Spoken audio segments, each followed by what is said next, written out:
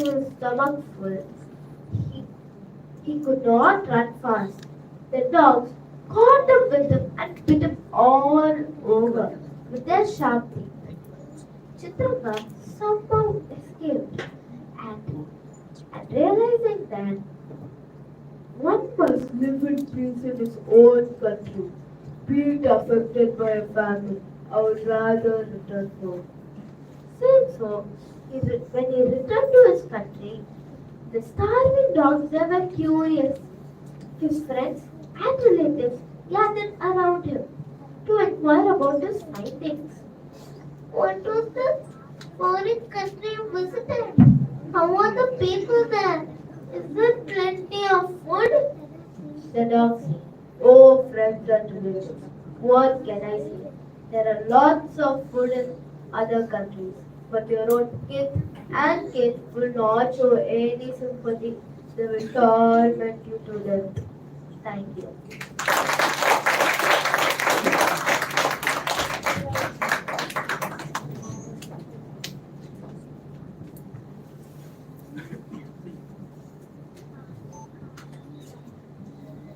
That was an amazing performance. And the message, East or West, home is the best.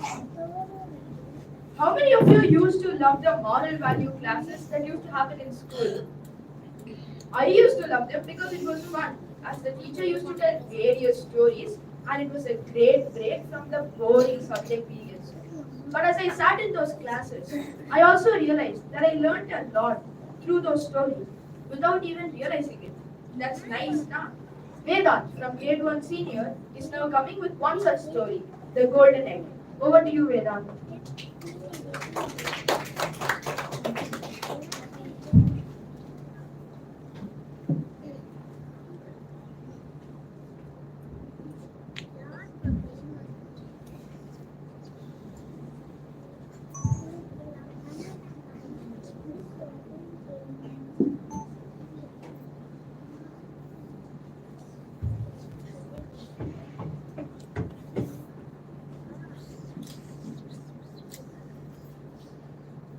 Hi everyone, I am Vedant. I am going to perform a story called The Golden Egg. Once upon a time, Bobby had a goose that laid one golden egg every day. The egg provided enough money for the farmer and his wife to support their daily needs. The farmer and his wife continued to be happy for a long time. But one day, the farmer thought to himself, why should we take just one egg a day? Why can't we take them all at once and make a lot of money? The farmer told his wife his idea, and she foolishly agreed. Then the next day, as the goose laid its golden egg, the farmer was quick with the sharp knife. He killed the goose and cut the stomach open in the hopes of finding all the golden egg. But as he opened the stomach, the only thing he found was guts and blood. The farmer quickly realized his foolish mistake and proceeded to cry over his lost resource. As the days went on, the farmer and his wife became poorer and poorer. How changed and how foolish they were. Thank you.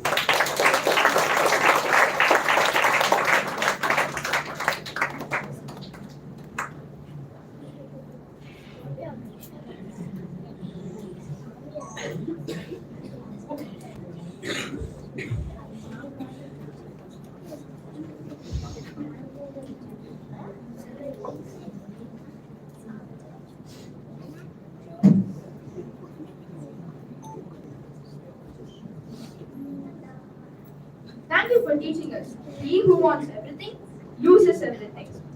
To your beautiful story. Thank you for being such an enthusiastic audience. I have a question. If you live in an apartment, please put your hand up. Many of you, even I do. I bet you all have wondered, what in the world are my upstairs neighbors doing? Are they rearranging furniture at midnight, running a zoo, stomping just to annoy me? Well, this poem, the people upstairs, might just have the answers. Put your hands together for Hadim H. Raja from grade 2 senior Adyar.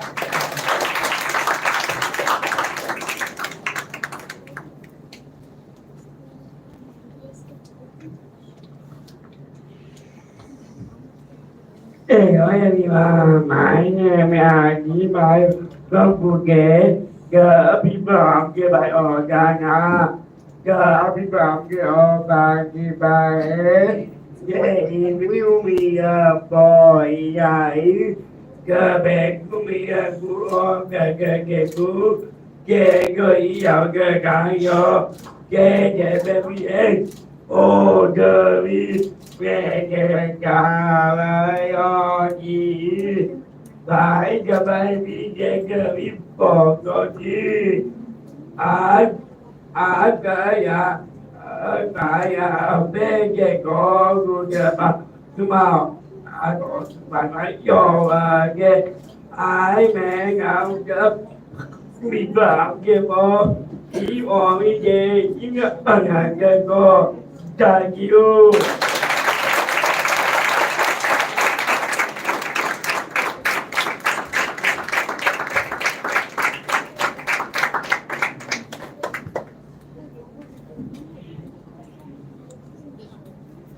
That was a lovely and relatable performance by our friends. Some mysteries will never be solved, like is there life outside Earth, what's actually going on upstairs, or why socks always disappear in the wardrobe. Imagine our next performance. Imagine living a life like a machine in an order. Weird, right? But to tell the truth, most of us are living our lives like that. And the poet Henry Novel observes this and has written a beautiful poem on this. Let's hear what Life by Mail Order has to say about it. It's your turn to shine. Aradhya Ogim from Grade 1 Senior IS.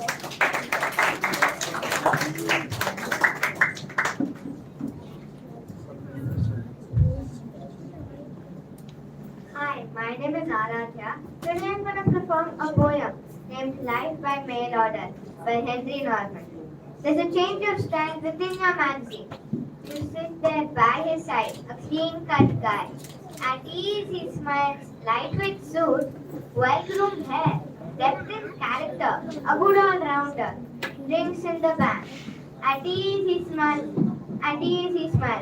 within your fancy. There's a change of style within your fancy.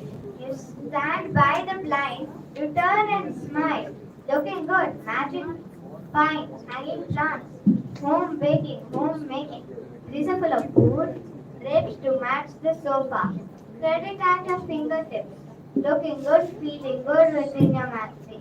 Thank you.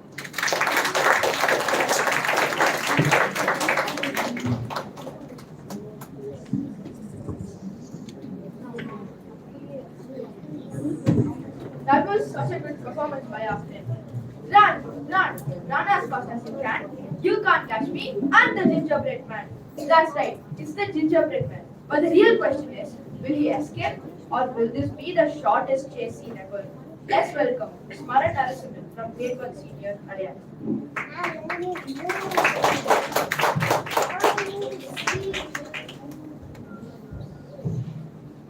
Hi everyone, I'm Smaran Narasimhan and I'm going to perform a story called The Gingerbread Boy.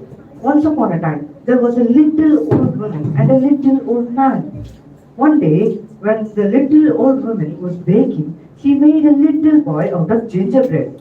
She gave him two black currants for eyes, a piece of green marzipan for a nose, a big red cherry for a mouth. Then she popped him in the oven to bake. Presently, she heard a tiny voice in the oven saying, "Let me out, let me out." The little old woman ran and opened the oven door, and what do you think? Out hopped the little gingerbread boy. "Goodness gracious me!" cried the little old woman, and before she knew what was happening, the little gingerbread boy had hopped out through the door and into the street. The little old woman and the little old man ran after him. "Stop! Stop! Gingerbread boy!" they called. But he only looked back and cried, "Run, run as fast as you can! You can't catch me! I'm the gingerbread man!" And they could not catch him. Soon he met a cow. Stop, stop, gingerbread boy, called the cow. But he only looked back and cried, Run, run as fast as you can. You can't catch me. I'm the gingerbread man. And the cow could not catch him. Soon he met a horse. Stop, stop, gingerbread boy, called the horse. But he only looked back and cried, Run, run as fast as you can. You can't catch me. I'm the gingerbread man. And the horse could not catch him. Perhaps no one would ever catch him. Thank you.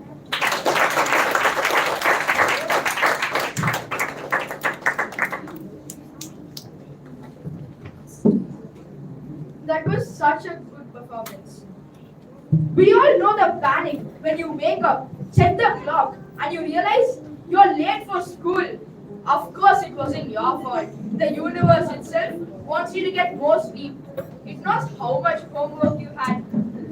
Up next is I'm late for school. Put your hands together for Amolika.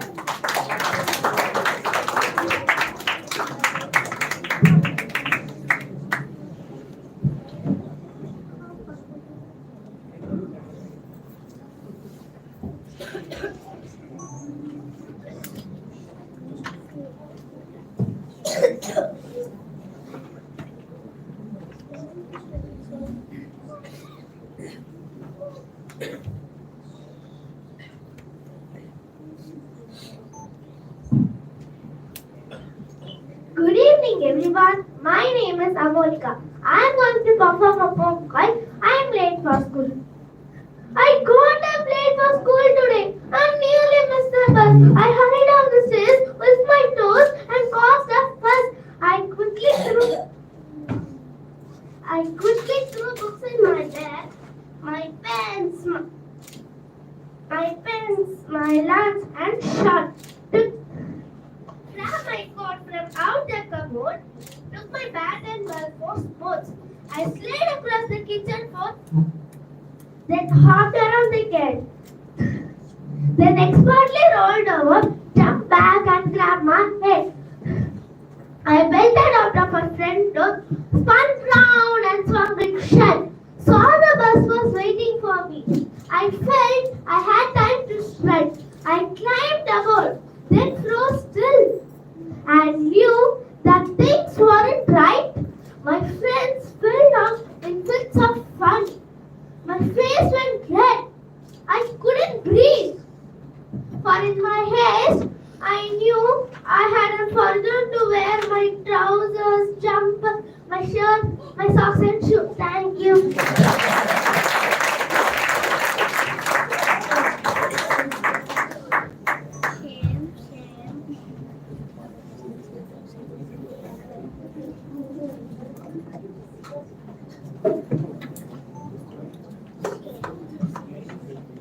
That was an amazing performance. There are two things that never change. My love for dosas and waking up late on school days. Waking up early was my New Year's resolution. I think I'm making some progress. Now, we take a turn into history. A tale of sacrifice and the power of love in the face of fear. In the Round Tower of Jhansi is a heartbreaking yet inspiring story from the Indian Rebellion of 1857. Let's step back in time and witness history come alive. For that, I invite Shrutika from Grade 3 Senior Area. The stage is yours, Shrutika.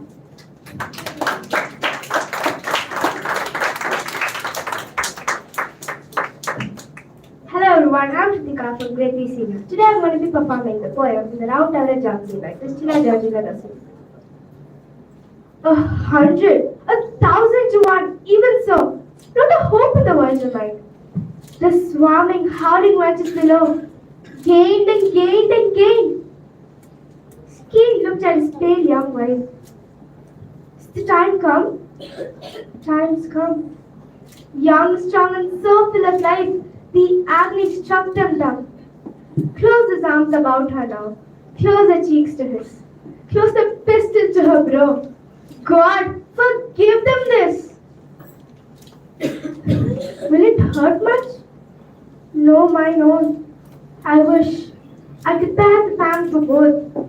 I wish I could bear the pang alone. Courage, dear, I'm not loath. Kiss and kiss, it's not pain. Husk to kiss and die. One kiss more, and yet one again. Goodbye, goodbye. Thank you.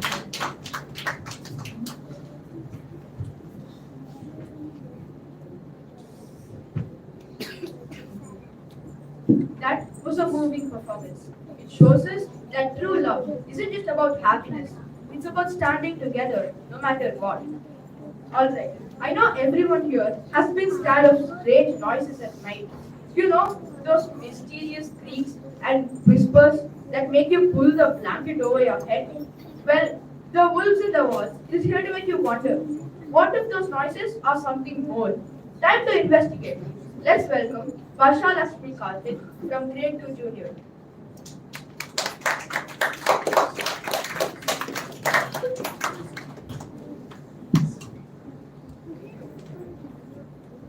Hello everyone, my name is Varsha. Today I am going to perform The Wolves in the Wall by Neil Gaiman.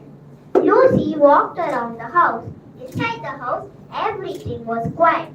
Her mother was putting homemade jam in pots. Her father was out at his job playing the tuba. Her brother was in the living room playing video games. Lucy heard noises. The noises were coming from inside the walls. They were hustling noises and bustling noises. They were clinking noises and crackling noises. They were sneaking, creeping, crumpling noises. Lucy knew what kind of things made noises like that. There was a big old houses, and she went and told her mother, "There are wolves in the walls." Lucy said to her mother, "I can hear them." "No," said her mother. "There are no wolves in the walls. You must be hearing mice, I suppose." "Wolves," said Lucy. "I'm sure it can't be wolves," said her mother, "for you know what they say. If wolves come out of the walls, then it's all over." "What's all over?" asked Lucy. "It," said her mother. "Everybody knows that. Thank you."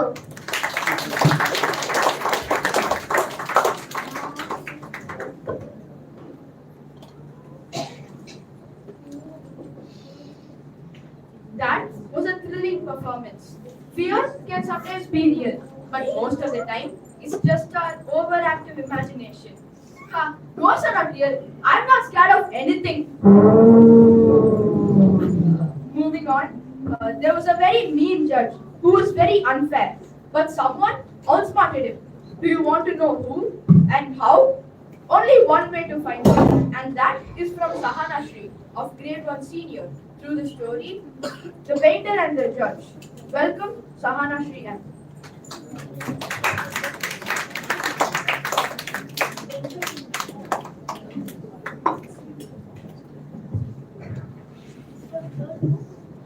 Hello everyone, my name is Sahara Shri, and today I am going to tell you all a story about a wise judge and a mean painter. Once there was a judge who was very poor. Everyone knew to get him to listen to you, you have to go to him secretly and give him a huge amount of money. Even then, he would just take the money and still not give you a fair hearing. People often felt that he had cheated them. One day, the judge heard that there was a painter in town who could paint the most wonderful pictures. The judge found the man and gave him a roll of paper to get working. "Paint me a beautiful picture," said the judge.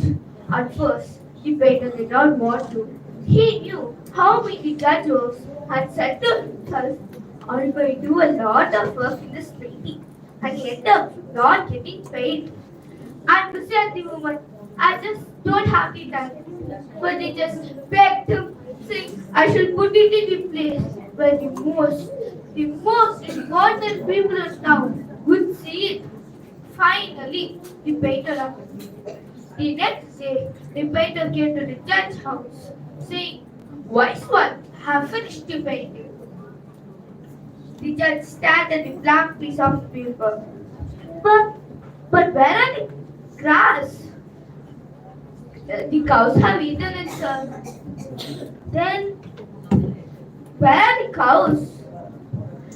"As they would eaten all the grass, there isn't much point them hungry anymore." Was there? So they will. Thank you.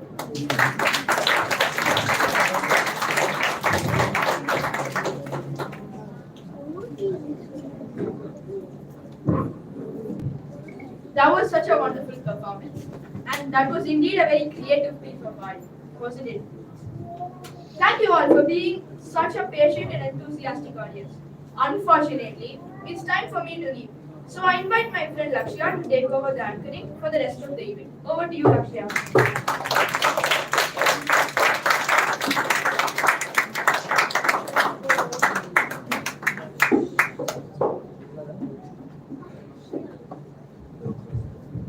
Hello everyone, my name is Lakshya and I'll continue as your anchor for the rest of the activity. Ready for a cosmic adventure? Lakshita Arya, Shaz, I am married to a monster. Let's hear this out of this world story.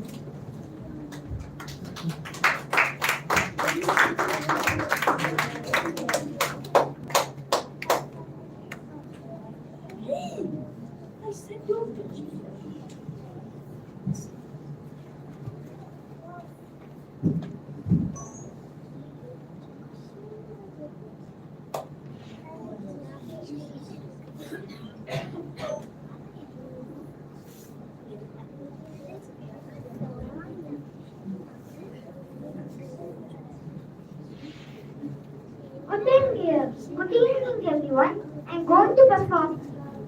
Today I'm going to perform a poem called I Married a Monster from Outer Space.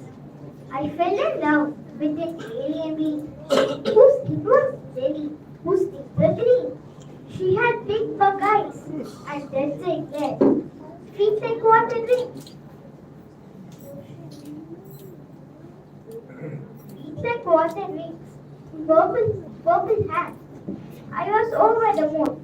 I asked it back to my place. Then I married a monster from outer space. The days were numbered, the nights were spent in a little furnished oxygen tank, where cyborg jerks served up on tea. The super rapper on a race with me.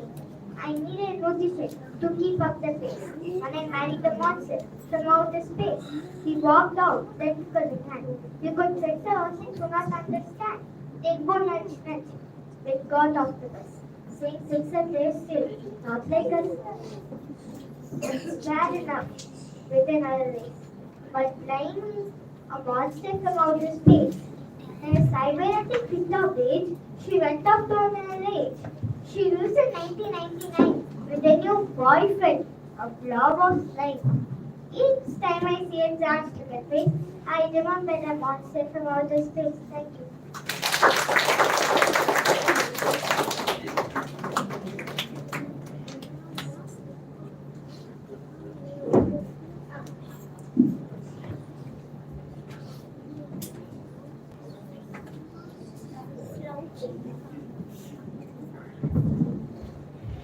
What a creative journey, Lakshita. We loved your space adventures. Ishan Arpit from grade 1 senior is here with the intricate board for sale. Will it be a bargain or a surprise? Let's listen closely and find out. Over to you, Ishan.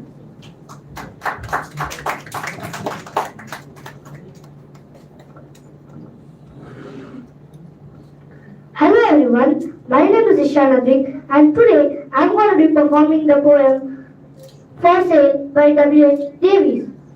400 years, this little house has stood through wind and fire, through earthquake and through flood. Still, its old beams, though bulged and warm, are strong, in spite of gaping wounds, both deep and long. The doors are low and give such narrow space. We must walk humbly this little place. The windows here, no longer square or straight, are able now in a fantastic state to squint down their own walls and see the flowers that get more dripping from the eaves than showers. 600 pounds for all this precious stone. This little quaint old window squinting down. This orchard with its apples last appeal to dumpling or sweet cider. This deep well with little eye has sparkled from its birth. 400 years, It's 60 feet of earth. Thank you.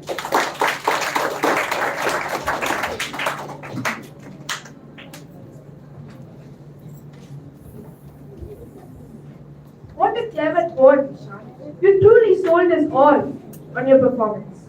Next, we have Big Ishan from Grade 1 Senior Alayar sharing the clever tale of the jackal strategy. It's all about wit, win the day. The stage is yours, Ishan.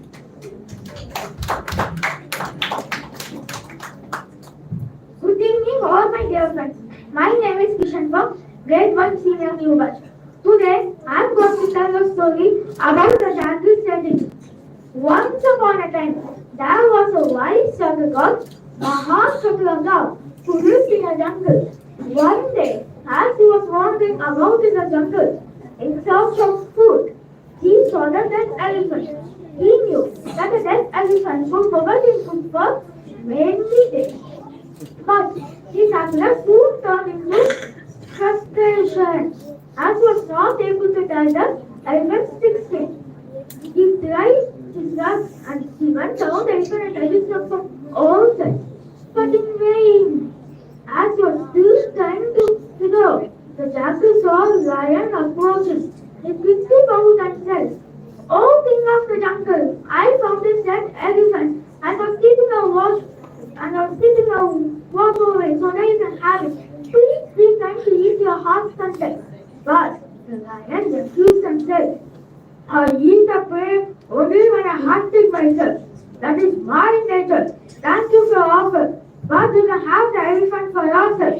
The lion departed after being tamed by the jackal, but his problem remained as he was wondering how he could have upon the elephant's thick skin. At that very moment, he saw the bird approaching and said, "I got rid of him. I will be humble, but I have to be cunning in order to get rid of him." At once, the jackal climbed on top of the elephant and raised his shoulders proudly and said, "Oh, uncle, you have come here to the very cause of death. This elephant was being hunted by the lion. He asked me to go here and call for him if anybody was to approach it." The leopard noticed the lion stands nearby and believed it. He at once began to tremble in fear and pleaded, "Oh, nephew, please do not tell the lion that I was here. I must leave a good for food elsewhere." The leopard ran away after assuring the jackal not to tell the lion that he was here. But his problem remained as he was wondering how he could have upon the elephant's thick skin. Now he saw the tiger approaching and he thought, "I'll fool the leopard." But the tiger was not a fool. Besides a sharp teeth, if I can have and tie the elephant's thick skin, I can finally eat. He shouted to the tiger, "Hi, tiger! It's been a long time since I've seen you. You king and star. Be my guest. You can eat this elephant. I keep a watch for a lion." The elephant was being killed by the lion and he asked me to look for it till he returned. "Eat and don't worry. I will keep a watch for the lion." The tiger was convinced by the jackal as was delighted. He at once jumped and threw upon a big chunk of the elephant's thick skin. Just as he was about to eat, the jackal jumped. "Here comes the lion! Quick! Hide and run away! Here he comes!" The tiger ran away as fast as possible. The jackal was finally ready to eat. The tiger covered him the opening that he needed. Just as he was about to eat, another jackal arrived. He fought with the other jackal bravely and chased him away. Thus, he was finally able to eat the elephant. So, the wise city said, "Bow before the monkey, and throw something before the Lord find the equally powerful." Thank you.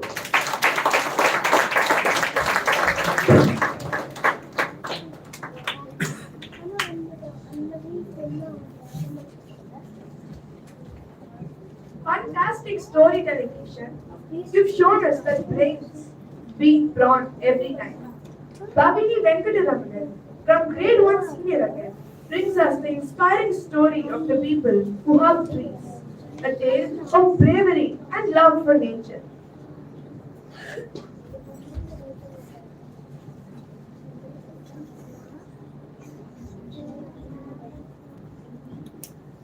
Hello everyone, my name is Bhavini and today I'm going to perform the story of the people who hug trees.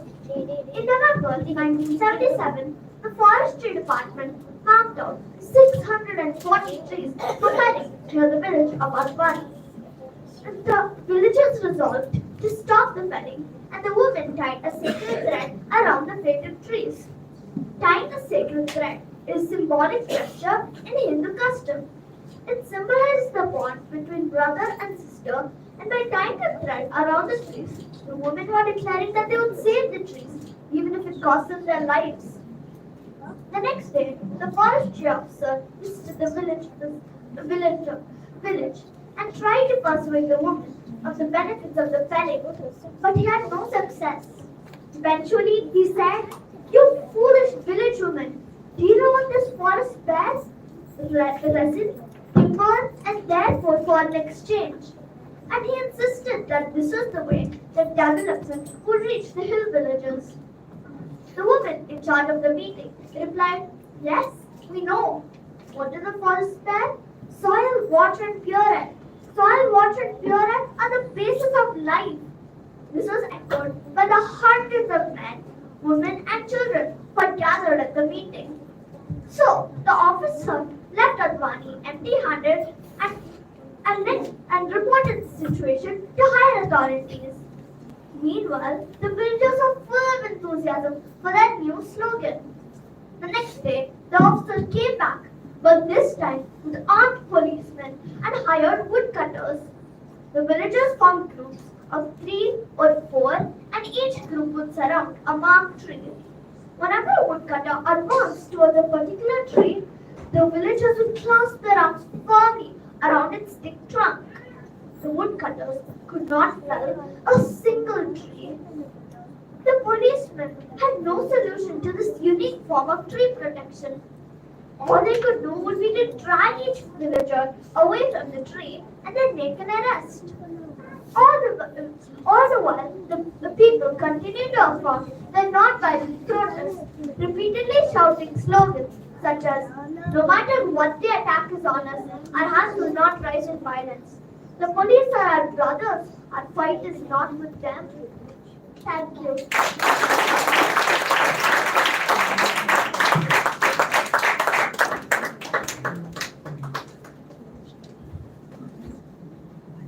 Thank you, Bhavini.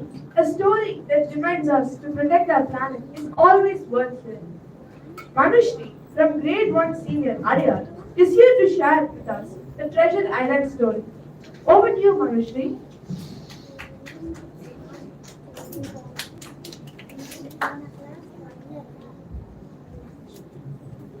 Good morning, everyone.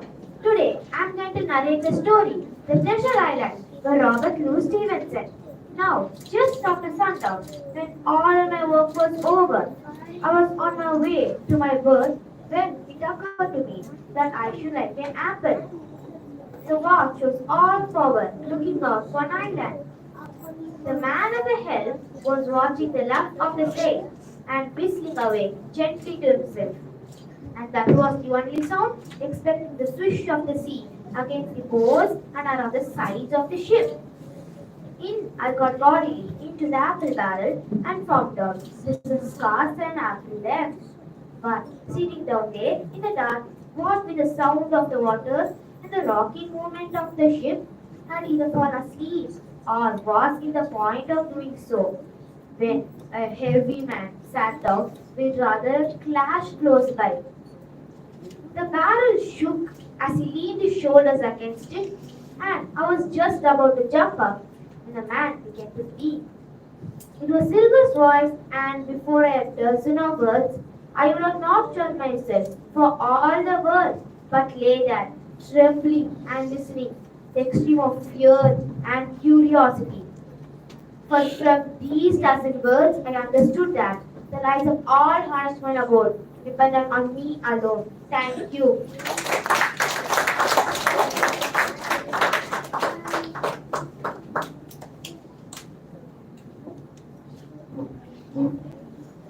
That was a beautiful narration, Manushree. Indeed, life is a thrilling experience. Ever wondered how it would be if instead of Santa surprising us during Christmas, we surprise him in Sunland? Advik A is here to tell us all about Santa's surprise in Sunland. Let's give him a warm cheer.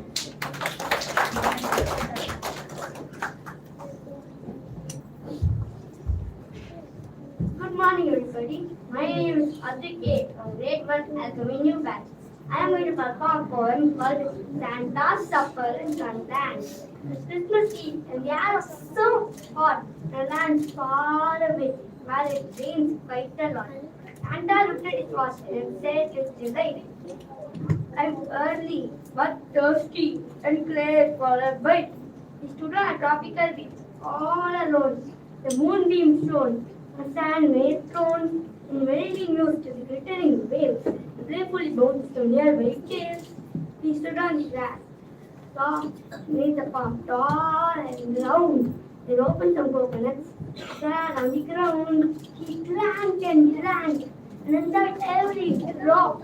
He tried and tried, but he couldn't just stop.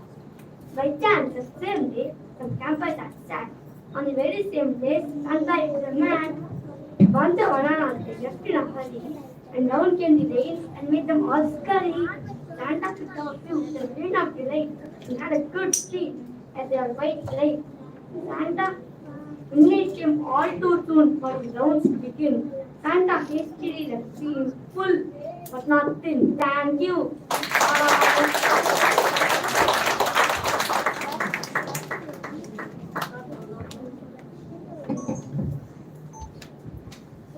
Sorry guys, it was actually Santa's supper in Sunland.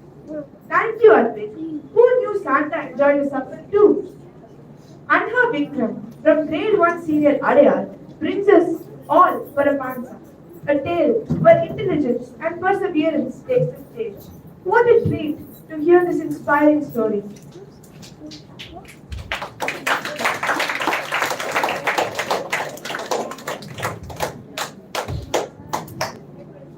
Hello everybody, my name is Anna and I'm going to perform the story called All for a Pasta.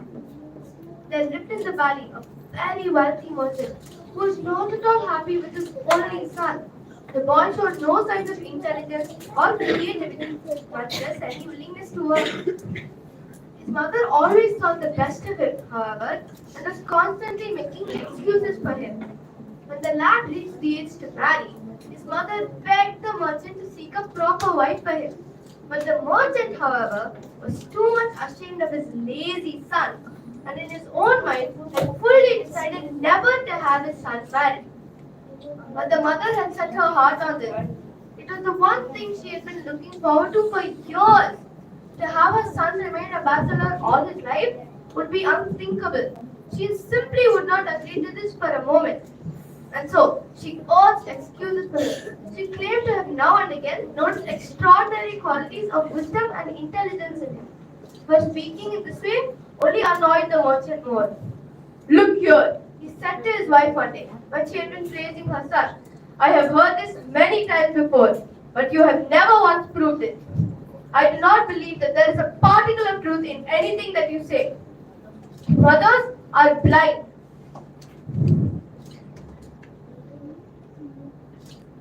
Mothers are blind.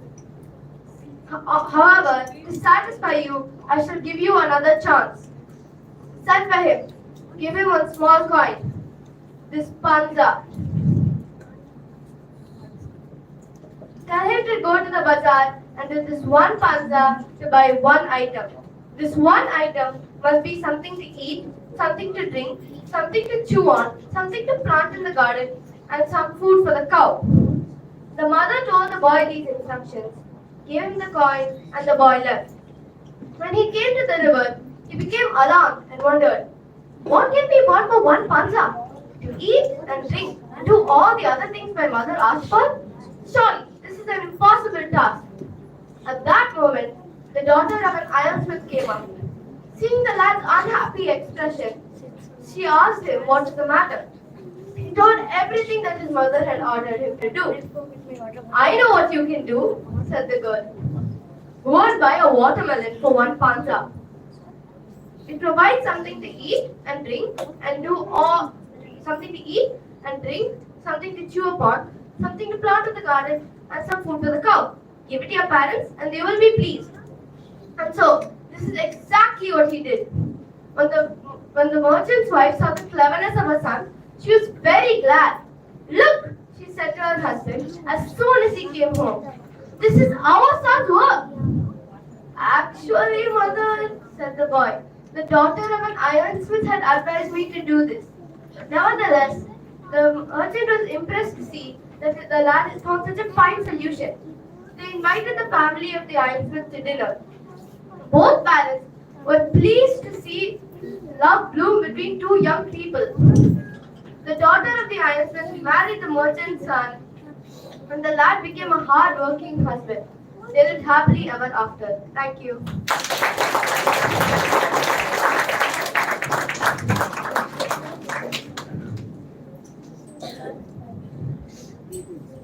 Anha, that was a story filled with heart and spirit. Well done. Next, Advait Sriram from Grade 2 Senior Adyar will share the relatable poem I Hate Spiders.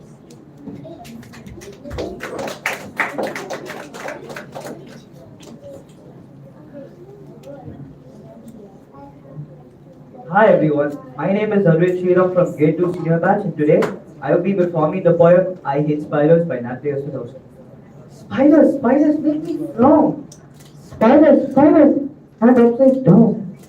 Spiders, spiders make me twitch. Spiders, spiders, they give me a better pitch. Spiders, spiders crawl up, down, and around. Spiders, spiders crawl in the ground. Spiders, spiders, oh, I hate them so much. Spiders, spiders, they make me want to jump. Even though these creatures are so mysterious, I find their silky webs beautifully mysterious. After each raindrop falls on, line by line, their silky webs look more sublime.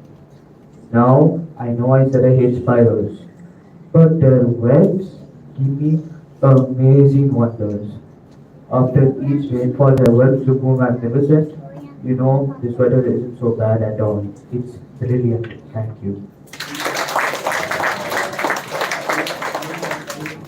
First time ever.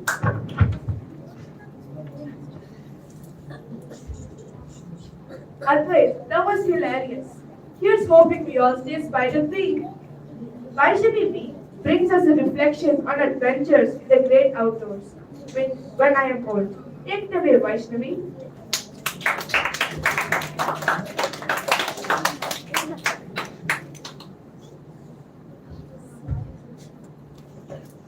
Hi all, I am Vaishnavi. Today I am going to perform the poem When I'm Old by Margaret Bosonen. When I'm old, then I should have fantastic colors in my hair. And since my hair will be so white, it's bound to take colors right. I shall wear it very long, purple dresses tumbling on my shoulders, or a fall of green down to my waistline in a sheen. And in the darkest winter months, I'll wear my colors all at once. Green, yellow, violet, indigo, and round the streets a rainbow go. I know my feet will then be withered, bunions and corns to be considered. Sturdy orthopedic shoes are just the thing that needs to be used. But frankly, I don't give two hoots. I'll wear a pair of hiking boots. When I'm old, I'll wear bright leggings, green and gold, and knitted jumpers to my knees in case my nether regions freeze.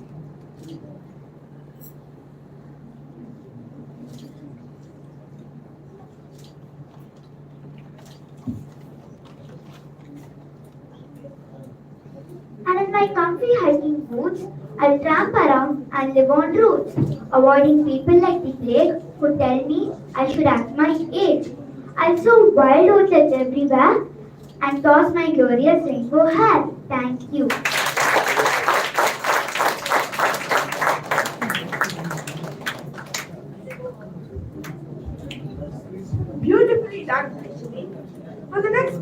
of our solo graduation program, we have Neil Namashikaya from Grade 2 Junior Adyar to perform the poem Daffodils by William Wordsworth.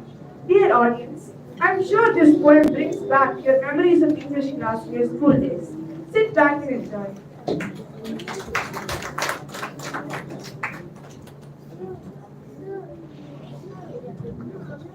Hello everyone, my name is Lee and today I am going to perform a poem called Daffodils. I wandered only as a cloud that floats high over distant hills when all at once I saw a crowd of golden daffodils. Beside the lakes, beneath the trees, fluttering and dancing in the breeze, continuous as the stars that shine, twinkle on the Milky Way. They stretched in never-ending line along the margin of a bay.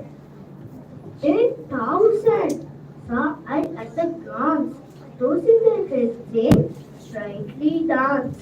The waves beside them danced, but they outdid the sparkling music. A poet would not be in such a profound company. I gazed and gazed, but little thought what wonder show to me had brought.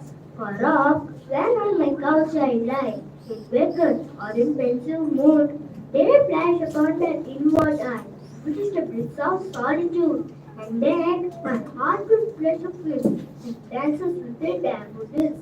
Thank you.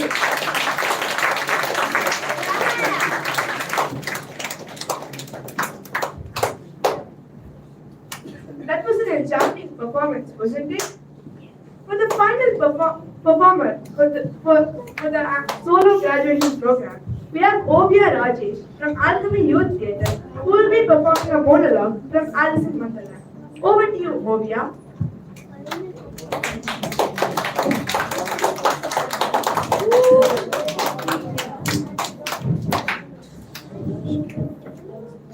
Good afternoon, everyone. I'll be performing a monologue from Alice in Wonderland.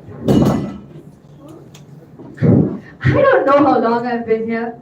At first, it was so amusing, like a strange little adventure. This world of talking rabbits and grinning cats and tea parties, but I've never moved forward. It's ridiculous. And I'm laughing because nonsense is supposed to be dangerous. But what if it is? I used to tell myself that this was all just a dream, that I'd wake up one day and I'd be in my bed. But what if it's not a dream? Or worse, what if the waking world is a lie and this is the only truth? Because the longer I stay here, the harder it is to remember my home, my family, my name. Alice, I think it's all fading away like sand through my fingers. I used to tell myself that I'd find my way home, but what if I've forgotten that too? You know, they say everyone here is mad, and they are. The Hatter speaks in riddles and no one blinks an eye. The Queen orders heads to roll and no one cares. But if everyone is mad, then who decides what sanity looks like? Or what if it's not madness at all, but just another set of rules? And what happens to you if you don't follow those rules? I've changed, haven't I? That Alice who fell down that rabbit hole, she wouldn't have questioned herself like this. She wouldn't have started to wonder if she even existed outside of Wonderland at all. She certainly would not have started to embrace the madness. No, I have to go home because I do have a home, don't I? A place where things make sense. I have to.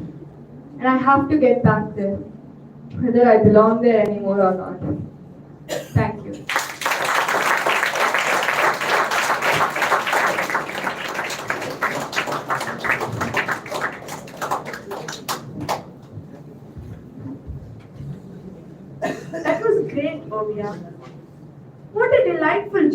this event has been. On behalf of the organizing team, I, Lakshya, would like to extend my heartfelt gratitude to everyone who made this year's solo graduation program possible. First and foremost, a big thank you to our respected teachers and mentors for their constant guidance and encouragement. Your support fuels our creative journey and helps us shine. A warm thank you to our wonderful participants. Each performance was a burst of talent, creativity, and hard work. From captivating stories to mesmerizing poetry, you kept us engaged and entertained throughout. To our dear audience, parents, friends, and well-wishers, thank you for your enthusiastic support and applause, and all the help for the costume and props. Your energy made this event all the more lively. And let's not forget the behind-the-scenes hero, our admin team, Sheila ma'am, Nirmala ma'am, Satish ma'am,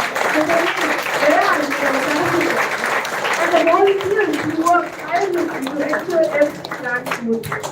And last, but definitely not the least, thank you Vijay sir and Radhika ma'am for giving us such a wonderful event and opportunity, and also for helping us all shine during this event. Without your support, nothing would be possible. Thank you all for being part of this beautiful celebration of art, imagination, and storytelling. Wishing you a fantastic evening ahead. Hoping to see you all back at our annual graduation program to watch our fantastic group plays on. This is Lakshya signing off. Bye.